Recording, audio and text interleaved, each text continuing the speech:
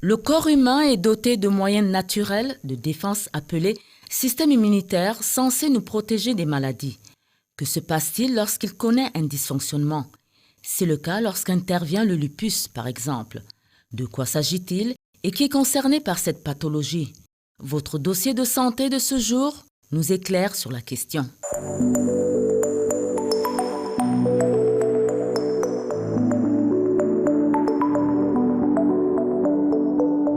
Le lupus est une maladie auto-immune, une maladie inflammatoire. Quand on dit auto-immune, c'est une maladie qui est due à un dérèglement du système immunitaire.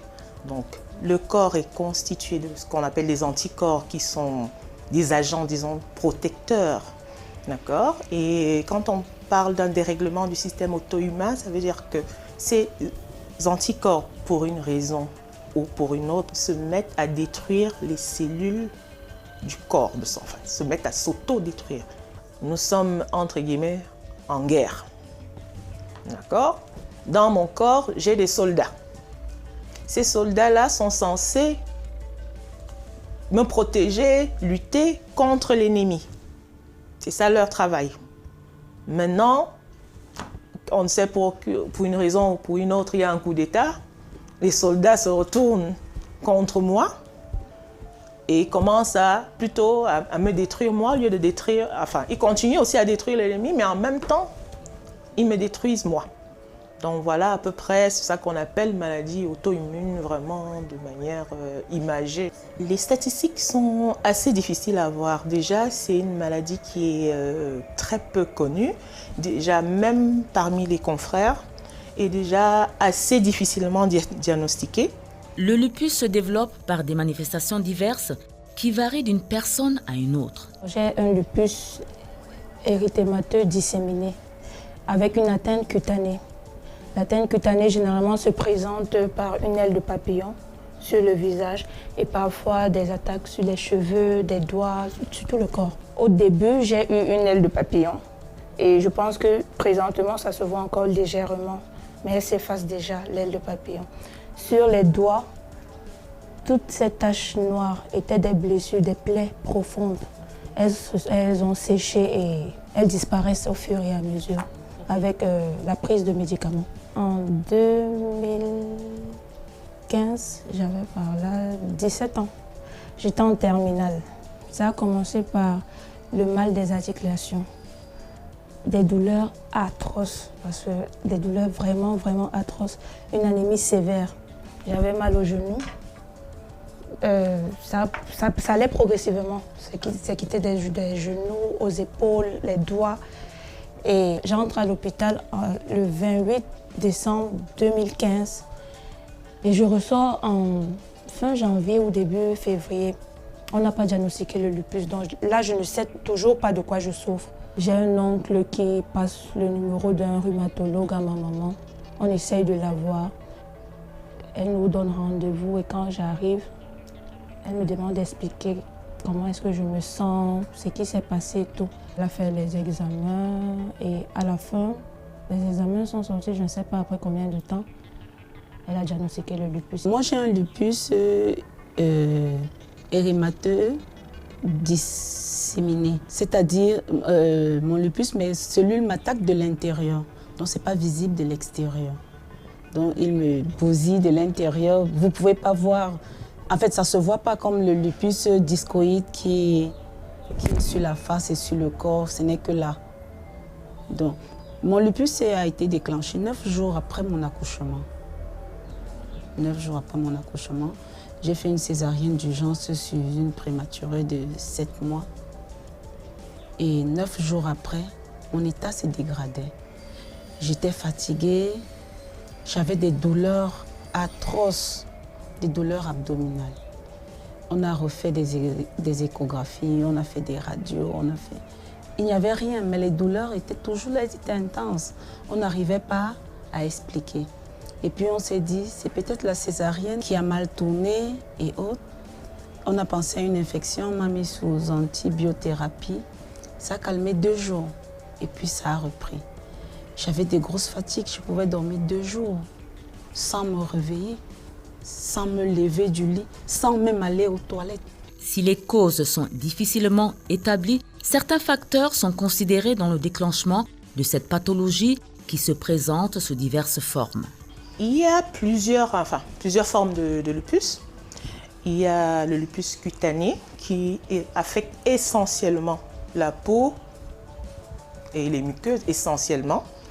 Il y a ce qu'on appelle le lupus de la femme enceinte, d'accord, qui est déclenché par la grossesse. Il y a le lupus, justement, en parlant de femme enceinte, le lupus néonatal, c'est-à-dire les enfants, les premiers mois de vie des femmes porteuses de certains types d'anticorps lupiques qui peuvent développer le lupus, mais en général, c'est quelques mois, les premiers mois de vie. Il y a le lupus de l'enfant, parce que oui, les enfants aussi souffrent du lupus. Il y a également le lupus médicamenteux. Ça veut dire qu'il y a certains médicaments, des anti-inflammatoires, certains antibiotiques, qui peuvent être la cause du lupus. Voilà à peu près en gros les formes les plus retrouvées. Il y a également vraiment la plus grande des formes, celle que le rhumatologue en général gère, c'est le lupus érythémateux systémique. C'est-à-dire le lupus qui touche tout ce qui est, tous les systèmes, qui peut toucher tous les systèmes de l'organisme. Parce que quand je dis cutané, c'est essentiellement la peau. Et quand je dis donc lupus érythémateux systémique, ça peut toucher tous les systèmes. Ça va de l'œil, du rein, du poumon, du cœur, des vaisseaux, du foie. Ça va vraiment dans tous les sens. Du cerveau, ça touche vraiment tous les organes. Aucun, voilà. Évidemment, la forme la plus retrouvée, c'est la forme cutanéo-articulaire.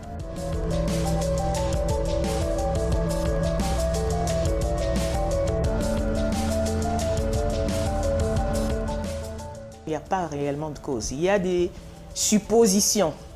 Voilà. On dit, premièrement, justement, il y a le côté génétique, parce que des frères, très souvent, on a retrouvé très régulièrement des frères ou des sœurs souffrant de lupus dans la même lignée, donc à cause, ou des parents qui ont des enfants qui souffrent de lupus. Donc ça, c'est déjà établi. On peut dire des causes environnementales, l'exposition au soleil. Il y a certains virus qui sont incriminés, comme le virus Epstein-Barr, un virus qui est responsable de certaines pathologies qui peuvent toucher l'œil et les voies ORL. D'accord. Donc, il y a ce virus-là. Également, comme autre cause, hormis les causes environnementales, il y a, voilà, les causes endocriniennes. On dit, tout à l'heure quand je parlais, je disais, les femmes sont les plus touchées. Pourquoi? Parce que les femmes ont des oestrogènes.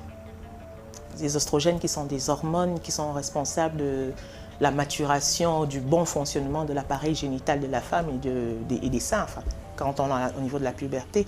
Donc, voilà à peu près, en gros, les causes qu'on incrimine devant pour l'arrivée du lupus. Les conséquences et les complications du lupus sont multiples et exigent une attention particulière.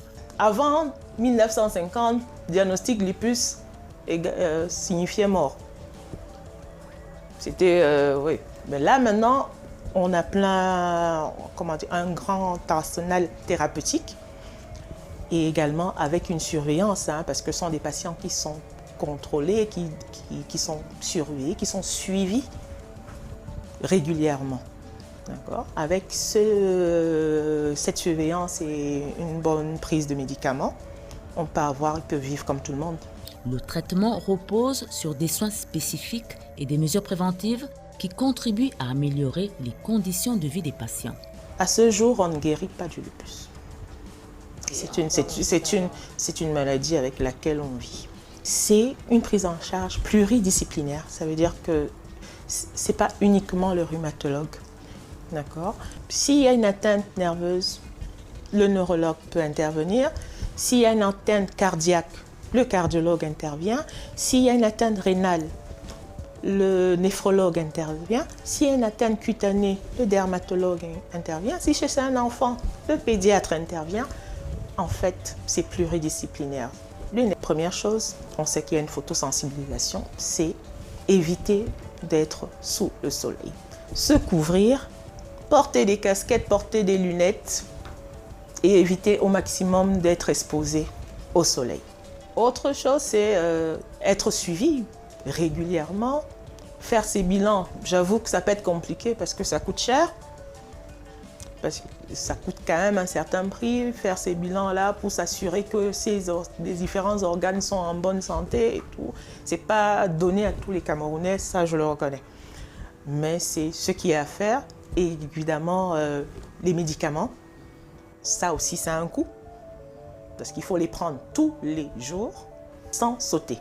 Maintenant, côté alimentation, c'est vraiment une alimentation bien équilibrée, en prenant en compte tout ce qu'il y a comme pathologie autour. S'il y a une atteinte rénale, s'il y a une atteinte cardiaque, selon ce qu'il y a comme pathologie, on peut adapter l'alimentation. Mais sinon, en général, avoir une bonne alimentation.